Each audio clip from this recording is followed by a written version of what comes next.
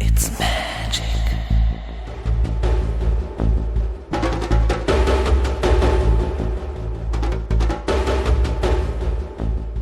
It's magic.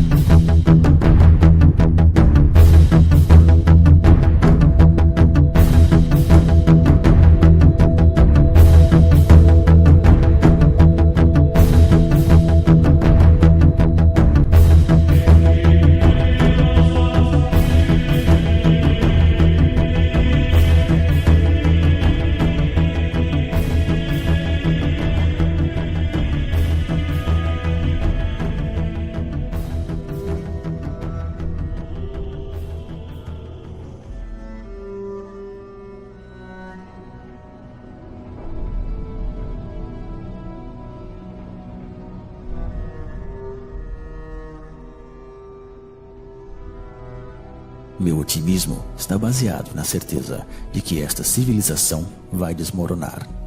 Meu pessimismo em tudo aquilo que ela faz para arrastar-nos em sua queda.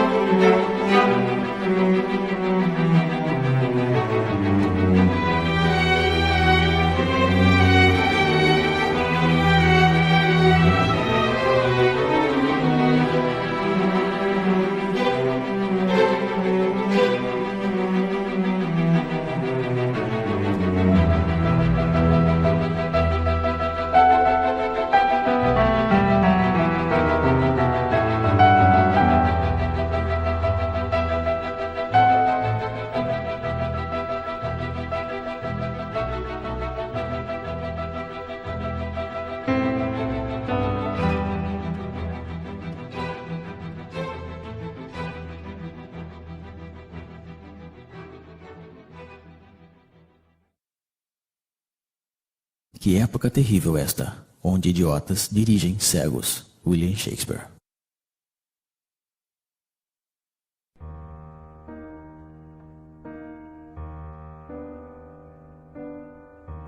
A servidão moderna é uma escravidão voluntária, aceita por esta multidão de escravos que se arrastam pela face da terra. Eles mesmos correm atrás de um trabalho cada vez mais alienante que lhes é dado generosamente se estão suficientemente domados. Eles mesmos escolhem os amos a quem deverão servir.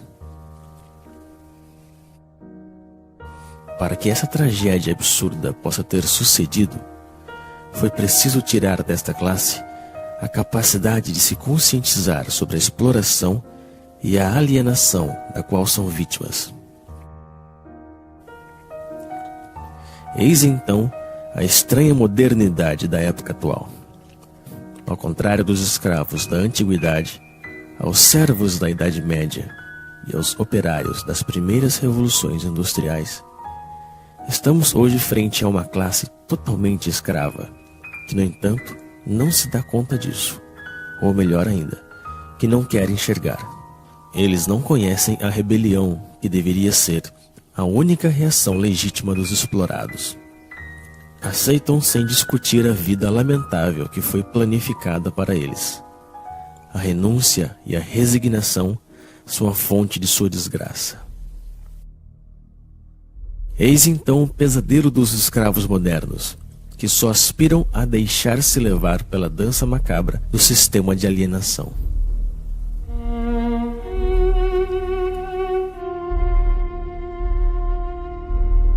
A opressão se moderniza, estendendo por todas as partes as formas de mistificação que permitem ocultar nossa condição de escravos.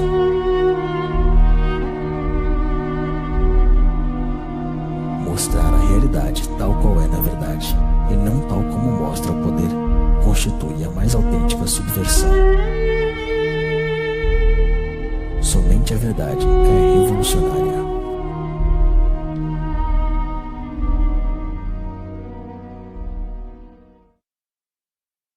O urbanismo é a tomada do meio ambiente natural e humano pelo capitalismo, que, ao desenvolver-se em sua lógica de dominação absoluta, refaz a totalidade do espaço como seu próprio cenário. Guy Debord, A Sociedade do Espetáculo.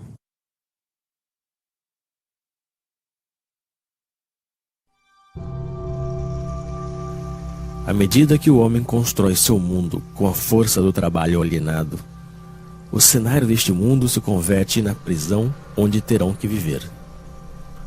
Um mundo sórdido, sem sabor, nem odor, que leva consigo a miséria do modo de produção dominante. Este cenário está em eterna construção. Nada nele é estável. A remodelação permanente do espaço que nos envolve se justifica pela amnésia generalizada e pela insegurança na qual devem viver seus habitantes. Trata-se de refazer tudo à imagem do sistema. O mundo torna-se a cada dia mais sujo e barulhento, como uma usina. Cada parcela deste mundo é propriedade de um Estado ou de um particular. Este roubo social, que é a apropriação exclusiva do solo, se encontra materializada na onipresença de muros, barreiras e fronteiras. São as marcas visíveis dessa separação que invade tudo. Mas, ao mesmo tempo, a unificação do espaço, de acordo com os interesses da cultura mercante, é o grande objetivo da nossa triste época. O mundo deve transformar-se em uma imensa autópsia, racionalizada ao extremo, para facilitar o transporte das mercadorias. Todo obstáculo, natural ou humano, deve ser destruído. O ambiente onde se aglomera esta massa servil é o fiel reflexo de sua vida. Se assemelha a jaulas, a prisões, a cavernas. Porém, contrariamente aos escravos e aos prisioneiros, o explorado dos tempos modernos deve pagar por sua jaula.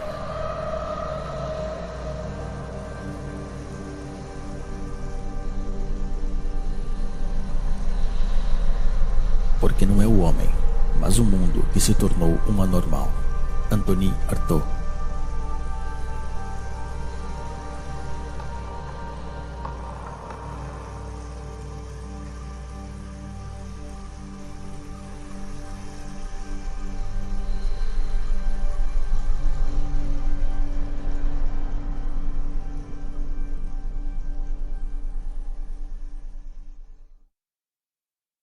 À primeira vista, a mercadoria parece uma coisa simples, trivial, evidente. Porém, analisando-a, vê-se complicada, dotada de sutilezas metafísicas e discussões teológicas. O Capital, Karl Marx. É neste lugar estreito e lúgubre, onde o escravo moderno acumula as novas mercadorias que deveriam, segundo as mensagens publicitárias onipresentes, trazer-lhe a felicidade e a plenitude. Porém, quanto mais acumula mercadorias, mais ele se afasta da oportunidade de ser feliz. Que aproveita ao homem ganhar o mundo inteiro e perder sua alma? Marcos, capítulo 8, versículo 36. A mercadoria, ideológica por essência, despoja de seu trabalho aquele que a produz e despoja de sua vida aquele que a consome. No sistema econômico dominante, já não é mais demanda que condiciona a oferta, mas a oferta que determina a demanda. Então é assim que, de maneira periódica, surgem novas necessidades que são rapidamente consideradas como vitais para a maioria da população. Primeiro foi o rádio, depois o carro, a televisão, o computador e agora o telefone celular. Todas essas mercadorias, distribuídas massivamente em um curto lapso de tempo, modificam profundamente as relações humanas. Servem, por um lado, para isolar os homens um pouco mais de seu semelhante e, por outro, para difundir as mensagens dominantes do sistema. As coisas que se possuem acabam por possuir-nos.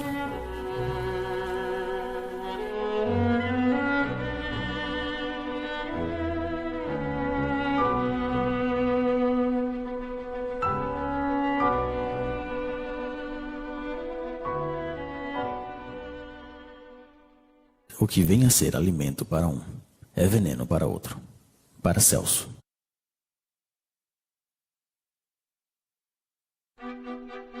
Porém, é quando se alimenta que o escravo moderno ilustra melhor o estado de decadência em que se encontra.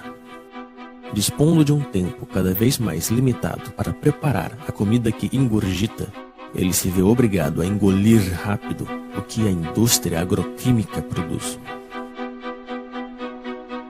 Errando pelos supermercados, à procura dos substitutos que a sociedade da falsa abundância consente em dar-lhe, só lhe resta a ilusão da escolha. A abundância dos produtos alimentícios apenas dissimula sua degradação ou sua falsificação. Não são mais que organismos geneticamente modificados, uma mistura de colorantes e conservantes, de pesticidas, de hormônios e outras tantas invenções da modernidade.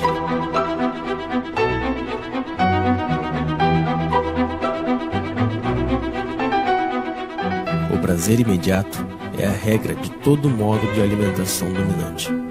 Também é a regra de todas as formas de consumo, e as consequências que ilustram essa forma de alimentação se veem em todas as partes. Mas é frente à indigência da maioria que o homem ocidental goza de sua posição e de seu consumo frenético. Em vista disso, a miséria está em todos os lados, onde reina a sociedade totalitária mercante. A escassez é o reverso da moeda da falsa abundância. E num sistema que promove a desigualdade como critério de progresso, mesmo se a produção agroquímica é suficiente para alimentar a totalidade da população mundial, a fome nunca deverá desaparecer.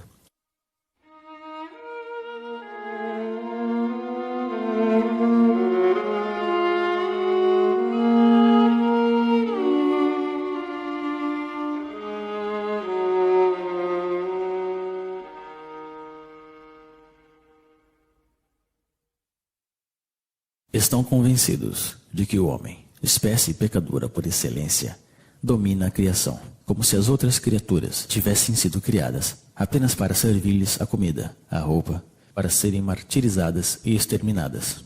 Isaac Bashevis Singer. A outra consequência da falsa abundância alimentícia é a generalização das usinas de concentração e exterminação massiva e bárbara das espécies que servem de alimento aos escravos. Esta é a real essência do modo de produção dominante. A vida e a humanidade não resistem ante o desejo de proveito de certos indivíduos.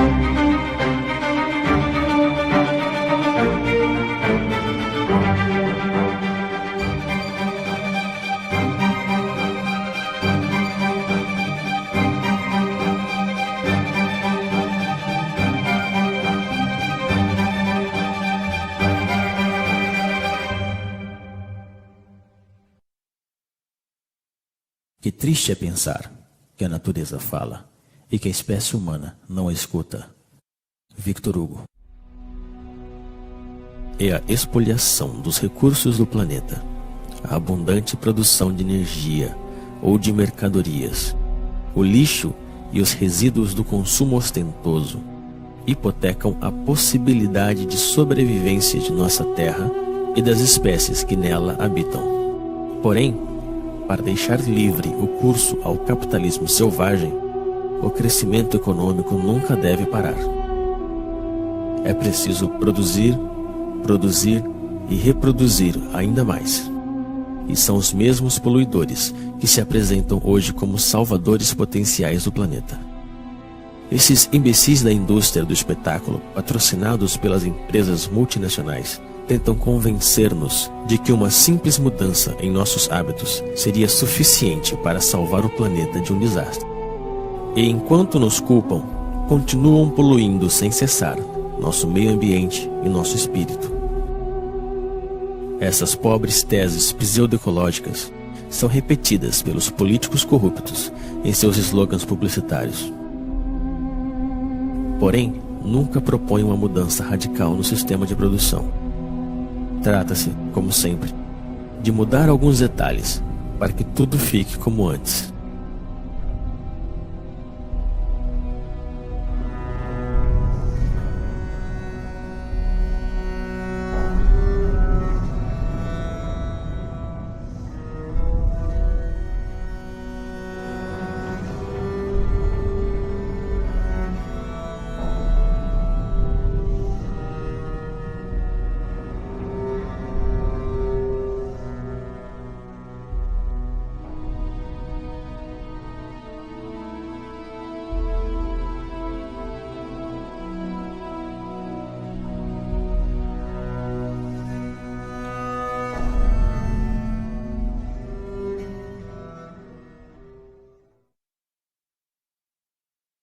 Trabalho.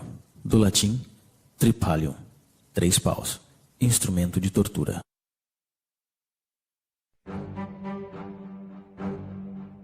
Mas para entrar na roda do consumo frenético é necessário ter dinheiro. E para conseguir dinheiro é preciso trabalhar, ou seja, vender-se. O sistema dominante fez do trabalho seu principal valor. E os escravos devem trabalhar mais e mais para pagar a crédito a sua vida miserável. Eles estão esgotados de tanto trabalhar, perdem a maior parte de sua energia e têm que suportar as piores humilhações. Passam toda a sua vida realizando uma atividade extenuante e insidiosa que é proveitosa apenas para alguns. A invenção do desemprego moderno tem como objetivo assustá-los e fazê-los agradecer sem parar a generosidade do poder que se mostra tão generoso com eles. Que fariam sem esta tortura que é o trabalho? E são essas atividades alienantes que são apresentadas como libertadoras. Que mesquinhez e que miséria!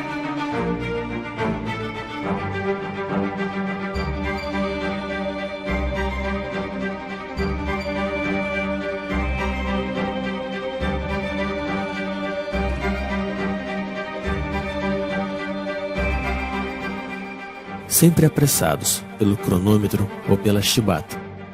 Cada gesto dos escravos é calculado a fim de aumentar sua produtividade.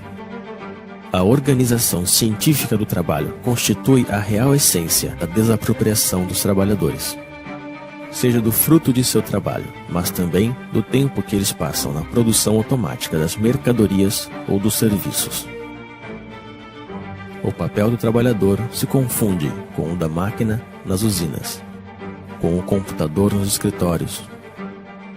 O tempo pago não volta mais. Assim, a cada trabalhador é atribuído um trabalho repetitivo, seja ele intelectual ou físico. Ele é um especialista em seu domínio de produção.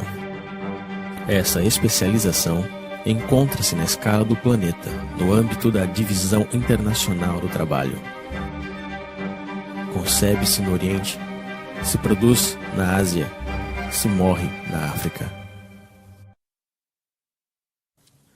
É o homem inteiro que é condicionado ao comportamento produtivo pela organização do trabalho.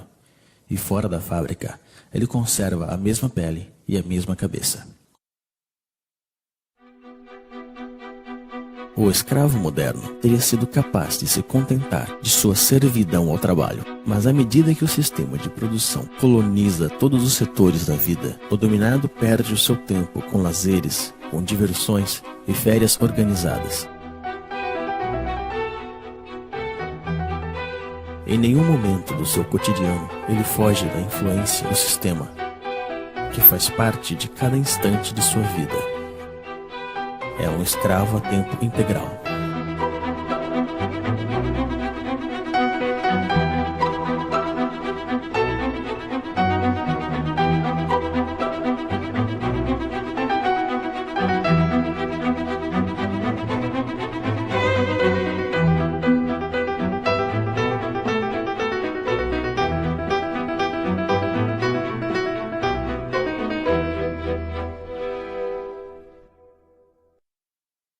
A medicina faz-nos morrer mais. Plutarco.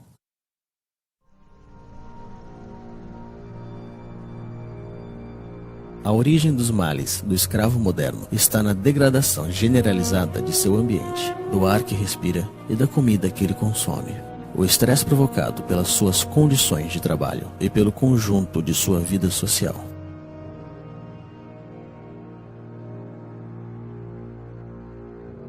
Sua condição subserviente é um mal que nunca encontrará remédio. Somente a total liberação da condição na qual ele se encontra pode permitir ao escravo moderno se libertar de seus sofrimentos. A medicina ocidental só conhece um remédio contra os males dos quais sofrem os escravos modernos: a mutilação. É a base de cirurgias, de antibióticos ou de quimioterapia que se trata aos pacientes da medicina mercantil. Nunca se trata a origem do mal, senão que as suas consequências. pelo motivo de que essa busca da origem do mal nos conduziria inevitavelmente à condenação fatal da organização social em toda a sua totalidade.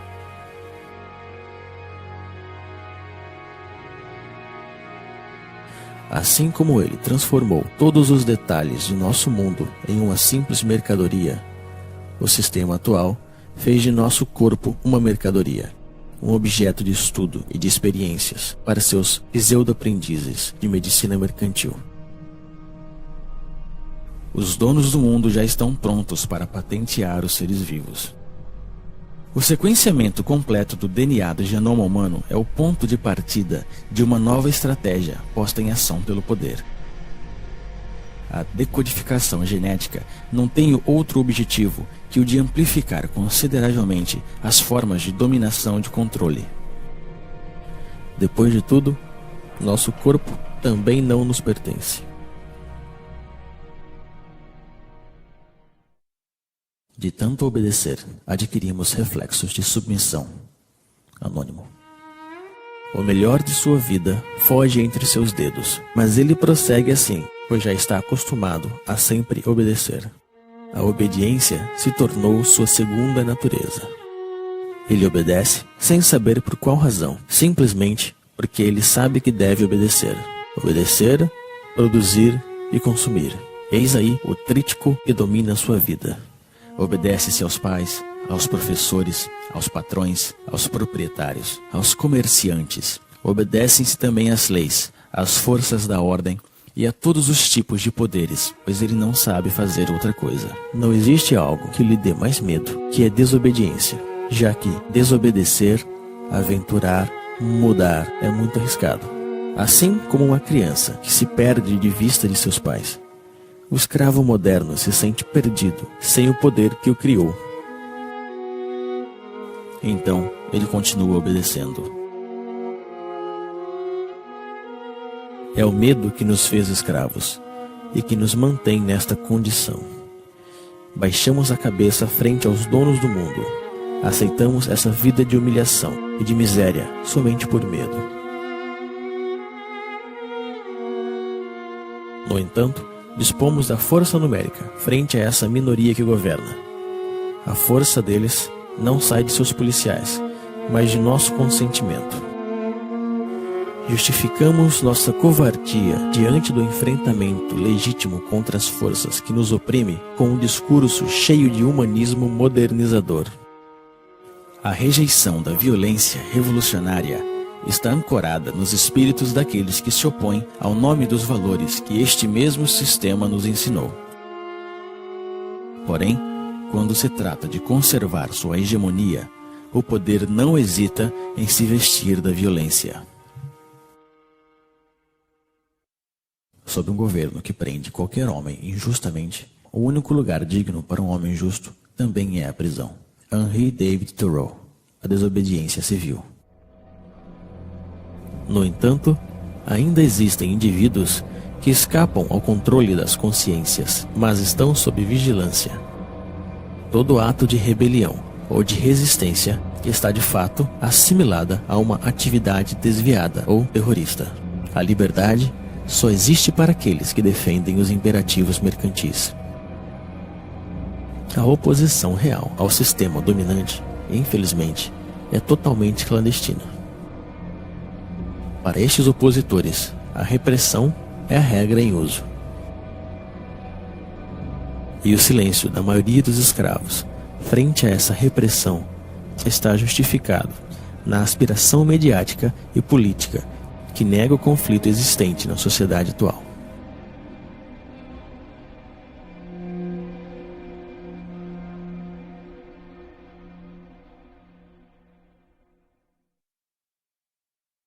O que outrora se fazia por amor a Deus, hoje se faz por amor ao dinheiro, isto é, daquilo que hoje confere o sentimento de poder mais elevado e a boa consciência. Nietzsche, Aurora. Como todos os seres oprimidos da história, o escravo moderno precisa de seu misticismo e de seu Deus para anestesiar o mal que lhe atormenta e o sofrimento que lhe sufoca. Mas esse novo Deus, a quem entregou sua alma, não é nada mais que nada. É um pedaço de papel, um número que tem apenas sentido, porque todo mundo decidiu dar-lhe. É em nome deste novo Deus que ele estuda, que ele trabalha, que ele luta e se vende. É em nome deste novo Deus que ele abandonou seus valores e está disposto a fazer qualquer coisa. Ele acredita que quanto mais tem dinheiro, mais se libertará dos problemas dentro dos quais ele está aprisionado. Como se a possessão andasse de mãos dadas com liberdade. A liberação é uma sesse que provém do domínio de si mesmo, um desejo e uma vontade de atuar. Está no ser e não no ter. Porém, é preciso decidir-se a não mais servir nem obedecer. É preciso também romper com esse hábito, que ao parecer ninguém ousa recriminar. O escravo moderno está convencido de que não existe alternativa na organização do mundo atual. Ele se resignou a esta vida, porque pensa que não pode haver outra. E é aí mesmo que se encontra a força da dominação presente. Entreter a ilusão desse sistema que colonizou toda a face da Terra. É o fim da história. Convenceu a classe dominada que adaptar-se à sua ideologia é como adaptar-se ao mundo tal qual se mostra e como sempre foi. Sonhar com outro mundo se tornou um crime criticado unanimemente pelos meios de comunicação e os poderes públicos. O criminoso, na realidade, é aquele que contribui, consciente ou não, na demência da organização social dominante. Não existe loucura maior que a do sistema atual. E, se não, fica sabendo, ó rei, que não serviremos a teus deuses, nem adoraremos a estátua de ouro que levantaste. Antigo Testamento, Daniel, capítulo 3, versículo 18. Frente à devastação do mundo real, é preciso que o sistema atual colonize a consciência dos escravos. É por isso que no sistema dominante, as forças de repressão são precedidas pela dissuasão, que desde a infância realiza sua obra de formação de escravos. Eles devem esquecer-se de sua condição servil, de sua prisão e de sua vida miserável. Basta olhar esta multidão hipnotizada frente às telas que acompanham sua vida cotidiana.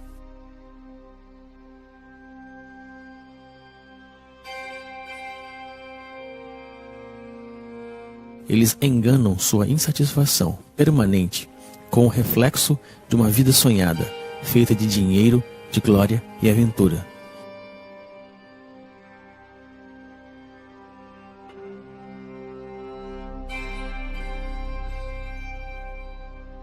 Mas seus sonhos são tão lamentáveis como sua vida miserável. Existem imagens para todos e por todos os lados. Essas imagens levam consigo a mensagem ideológica da sociedade moderna e serve de instrumento de unificação e de propaganda. Vão crescendo à medida que o homem é desapropriado de seu mundo e de sua vida.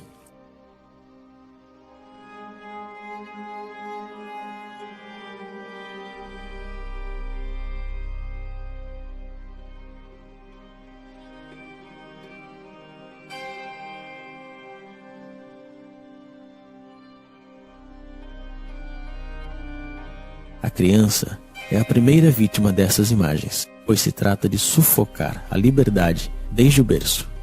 É necessário torná-los estúpidos e tirar-lhes toda a capacidade de reflexão e de crítica. Tudo isso se faz, evidentemente, com a cumplicidade desconcertante dos pais, que não buscam sequer resistir frente à força imponente de todos os meios modernos de comunicação. Eles mesmos compram todas as mercadorias necessárias para escravizar sua progenitura. Desapropriam-se da educação de seus filhos e deixam que o sistema alienador e medíocre se encarregue dela.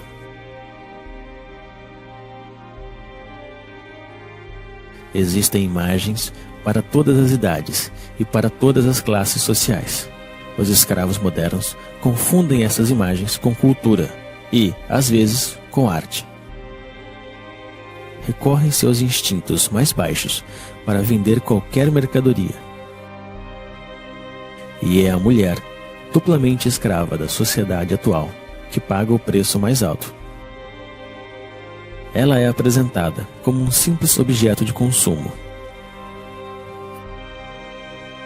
A revolta também foi transformada em uma imagem que se vende para melhor destruir seu potencial subversivo. A imagem ainda é, até hoje, a forma de comunicação mais direta e mais eficaz. Ela cria modelos, aliena as massas, mente e promove frustrações. Difunde-se a ideologia mercantil pela imagem, pois o objetivo continua sendo o mesmo: vender. Modelos de vida ou produtos, comportamentos ou mercadorias. Vender é o único que importa. Estas pobres criaturas se divertem, mas esse divertimento só serve para distrair os mesmos do verdadeiro mal que lhes afeta. Deixaram que fizessem de suas vidas qualquer coisa e fingem sentir-se orgulhosos por isso. Tentam transmitir uma satisfação, mas ninguém acredita. Não conseguem enganar-se a si mesmos quando se deparam com o reflexo frio do espelho da vida. Assim, perdem tempo com estúpidos que lhes fazem rir e cantar, sonhar ou chorar.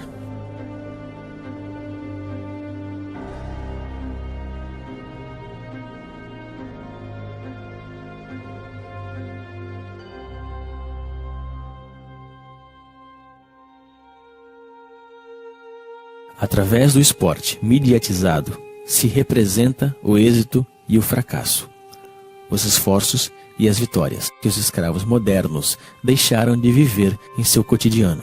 Sua insatisfação lhe incita a viver por procuração frente ao aparelho de televisão.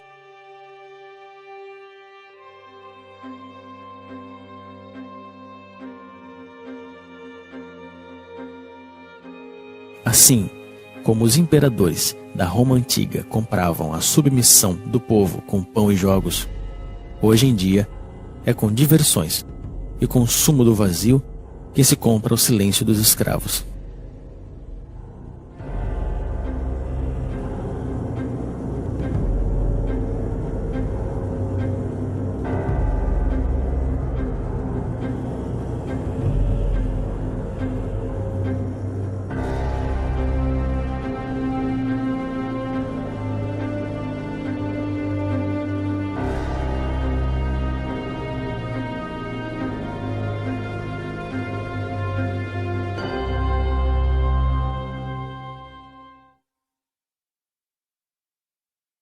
Nós acreditamos que dominamos as palavras, mas são as palavras que nos dominam. Alan Ray. O controle das consciências passa essencialmente pela utilização viciada da linguagem utilizada pela classe economicamente e socialmente dominante. Sendo o detentor de todos os meios de comunicação, o poder difunde a ideologia mercantil através da definição petrificada, parcial e falsa que ele dá das palavras. As palavras são apresentadas como neutras e sua definição como evidente. Porém, estando sob controle do poder, a linguagem designa sempre algo muito diferente da vida real. É, antes de tudo, uma linguagem de resignação e impotência, a linguagem da aceitação passiva das coisas tais como são e tais como devem permanecer. As palavras trabalham por conta da organização dominante da vida, e o fato mesmo de utilizar a linguagem do poder nos condena à impotência. O problema da linguagem está no centro da luta pela emancipação humana. não é uma forma de dominação que se junta às outras, mas o coração do mesmo projeto de submissão do sistema mercantil totalitário.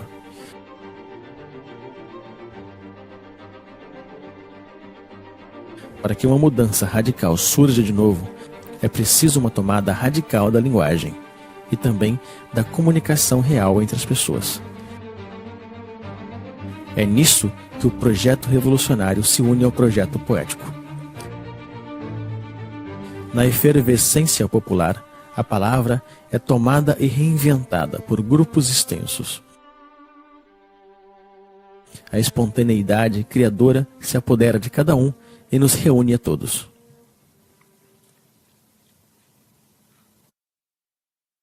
Votar é abdicar.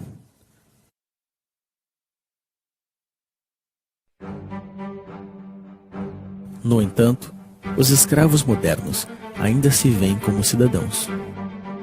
Eles acreditam que votam realmente e decidem livremente quem vai dirigir seus negócios, como se eles ainda tivessem escolha. Apenas conservaram a ilusão. Vocês acreditam que ainda existe uma diferença fundamental quanto à escolha da sociedade na qual nós queremos viver entre o Partido Socialista e a direita populista da França, entre os democratas e os republicanos dos Estados Unidos, entre os trabalhistas e conservadores do Reino Unido? Não existe oposição, pois os partidos políticos dominantes estão de acordo sobre o essencial, que é a conservação da atual sociedade mercantil. Não existem partidos políticos susceptíveis de chegar ao poder que duvidem do dogma do mercado. E são com esses partidos que a cumplicidade mediática monopoliza as aparências. Discutem por pequenos detalhes, esperando que tudo fique onde está. Brigam por saber quem ocupará os lugares oferecidos pelo parlamentarismo mercantil. Estas estúpidas briguinhas são difundidas pelos meios na intenção de ocultar um verdadeiro debate sobre a escolha da sociedade na qual desejamos viver. A aparência e a futilidade dominam profundamente o afronto e as ideias. Tudo isso não se parece, nem de perto e nem de longe, a uma democracia. A democracia real se define primeiro e antes de tudo pela participação massiva dos cidadãos na gestão dos interesses da cidade. Ela é direta e participativa e encontra sua maior expressão na Assembleia Popular e no diálogo permanente sobre a organização da vida comum. A forma representativa e parlamentar que usurpam o nome da democracia limitam o poder dos cidadãos pelo simples direito ao voto, ou seja, a nada. Tão real que não existe diferença entre o cinza claro e o cinza escuro. As cadeiras do parlamento estão ocupadas pela imensa maioria da classe econômica dominante, seja ela de direita ou da pretendida esquerda social-democrática. O poder não é para ser conquistado, ele tem que ser destruído. O poder é tirano por natureza, seja ele exercido por um rei, por um ditador ou um presidente eleito. A única diferença na democracia parlamentar é que os escravos têm a ilusão que podem escolher eles mesmos os mestres que eles deverão servir. O direito ao voto fez dos mesmos cúmplices da tirania esmagadora. Eles não são escravos porque existem amos, senão que existem amos porque decidiram permanecerem escravos. A natureza não criou amos nem escravos. Eu não quero dar nem receber leis. Denis Diderot. O sistema dominante se define então pela onipresença de sua ideologia mercante. Ela ocupa, ao mesmo tempo, todo o espaço e todos os setores da vida. Ela não diz nada mais que produza, venda, consuma, acumula. Ela reduziu todas as relações humanas em relações mercantes e considera nosso planeta como uma simples mercadoria. O dever que nos impõe é o trabalho servil. O único direito que ele reconhece é o direito da propriedade privada. O único Deus que ele adora é o dinheiro. O monopólio da aparência é total. Somente aparecem os homens e os discursos favoráveis na ideologia dominante. A crítica deste mundo está afogada no mar midiático que determina o que é bem ou mal, e o que se pode ver ou não.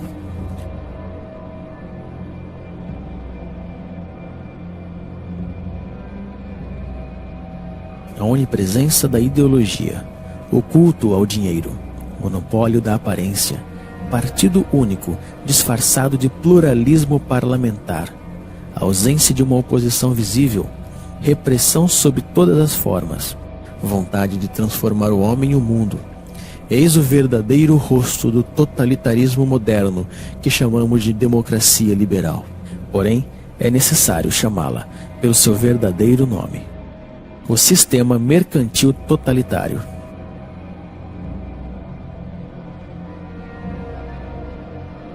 O homem, a sociedade e o conjunto de nosso planeta estão a serviço desta ideologia. O sistema mercantil totalitário realizou o que nenhum totalitarismo conseguiu fazer antes: unificar o mundo à sua imagem. Hoje já não existe exílio possível.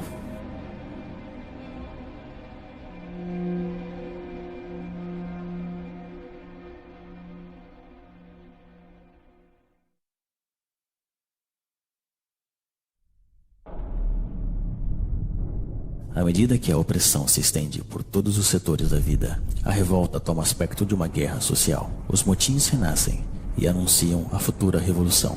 A destruição da sociedade mercantil totalitária não é um caso de opinião, é uma necessidade absoluta num mundo que já está condenado, pois o poder está em todos os lados, deve ser por todas as partes e todo o tempo, e devemos combatê-lo. A reinvenção da linguagem, o transtorno permanente da vida cotidiana, a desobediência e a resistência são as palavras mágicas da revolta contra a ordem estabelecida. Mas para que desta revolta surja uma revolução, é preciso unir as subjetividades em uma frente comum. É na unanimidade de todas as forças revolucionárias que devemos trabalhar. Isto só se pode conseguir quando temos consciência de nossos fracassos passados. Nem o reformismo estéril, nem a burocracia totalitária não podem ser uma solução para nossa insatisfação. Trata-se de reinventar novas formas de organização e de luta. A autogestão nas empresas e a democracia direta na escala comunal constituem as bases desta nova organização, que deve ser anti-hierárquica, tanto na forma quanto no conteúdo. O poder não é para ser conquistado, ele deve ser destruído.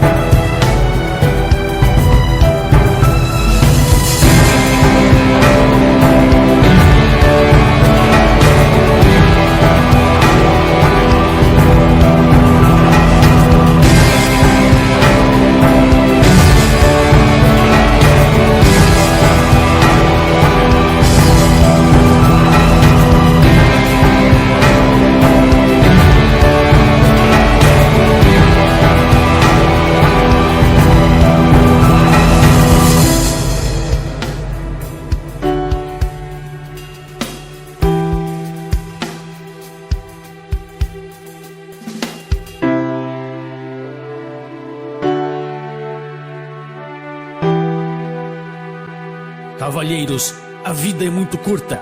Se nós vivemos, vivemos para andar sobre as cabeças dos reis. William Shakespeare, Henrique IV. Jean-François Briand. Tradução: Elisa de Arbênia Quadros. Dublagem: Rodrigo Nishino.